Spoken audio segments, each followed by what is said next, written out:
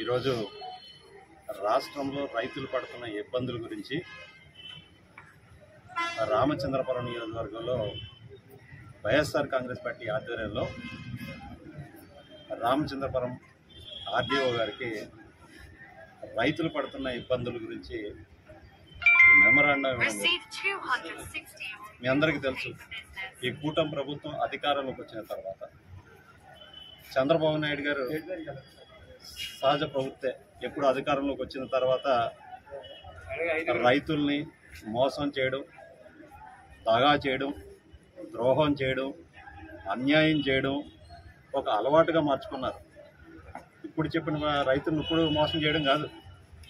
2014లో ఎప్పుడైతే ఆయన ముఖ్యమంత్రిగా బాధ్యతలు చేపట్టారో ఆనాటి నుంచి అంతకుముందు 2024 ఎన్నికల తర్వాత ఏ విధంగా మోసం చేస్తున్నారో రాష్ట్ర ప్రజలందరూ కూడా చూస్తూ ఉన్నారు.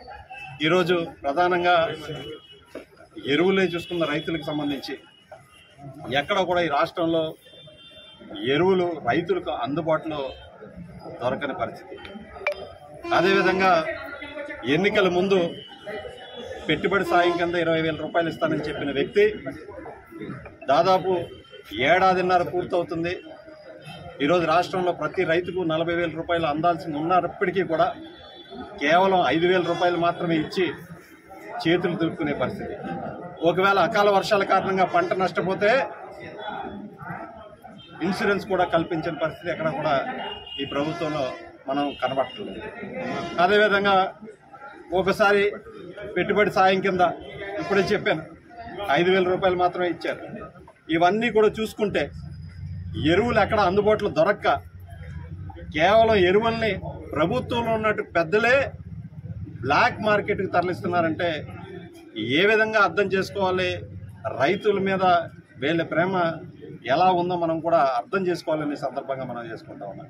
ఈరోజు ఎరువులు వాస్తవానికి ఒక బస్తా 270 రూపాయలు కొనాల్సింది ఉంది పోయి ఈరోజు ప్రతి రైతు బ్లాక్ మార్కెట్ వెళ్ళి 600 రూపాయలు కొనుక్కునే పరిస్థితి వచ్చింది. అంటే ఎవరి జేబుల్లోకి పోతున్నాయి ఈ డబ్బులన్నీ కూడా అంటే ప్రభుత్వంలో ఉన్నట్టు పెద్దల జేబుల్లోకి రైతుల యొక్క కష్టం పోతుందని ఈ సందర్భంగా మీ అందరికి కూడా మనం చేసుకుంటాం. అంతేకాకుండా ఈరోజు ఇవన్నీ కూడా వైఎస్ఆర్ కాంగ్రెస్ పార్టీ నాయకులు కానీ కార్యకర్తలు కానీ ప్రశ్నిస్తే రైతులు మనం అందరం చూస్తూ ఉంటున్నాం. గడిచిన 2 నెలల నుంచి సొసైటీల ముందు క్యూలో నుంచుంటుంటే ఎరువులు దొరక అందుబాటులో రా క్యూలో నుంచుంటే వ్యవసాయ శాఖ మంత్రి గారేమో బఫే భోజనాలతో పోలుస్తారు. ఇంకో ముఖ్యమంత్రి ఏమో ఇప్పుడు చంద్రబాబు నాయుడు గారేమో ఎరువులు ఎక్కువ వాడితే క్యాన్సర్ వస్తుందని కొత్త పల్లవ అందుకుంటున్నారు. మరి 3 సార్లు ముఖ్యమంత్రిగా చేసిన వ్యక్తి ఆనాడు క్యాన్సర్ వస్తుందని గుర్తు రాలేదా? మరి ఇప్పుడు కొత్త పల్లవ ఎందుకు అందుకుంటున్నారంటే కేవలం ఇవన్నీ కూడా కప్పిపుచ్చుకోవడానికే చంద్రబాబు నాయుడు గారు కానీ వ్యవసాయ శాఖ మంత్రి గారు కానీ ఈ విధంగా మాట్లాడుతున్నారనేది మనం కూడా అర్థం చేసుకోవాలని మనం చేసుకుంటున్నాం. అదేవిధంగా ఈ సందర్భంగా వైఎస్ఆర్ కాంగ్రెస్ పార్టీ డిమాండ్ చేస్తున్న తక్షణమే ఎక్కడైతే ఎరువులు బ్లాక్ మార్కెట్లో తరలి వెళ్తుందో అవన్నీ కూడా నియంత్రించాలి. ఎరువుల్లో యూరియా అన్ని కూడా రైతులకు అందుబాటులో తీసుకురావాలనే ప్రధానమైన డిమాండ్తోనే ఈరోజు ఈ యొక్క రైతు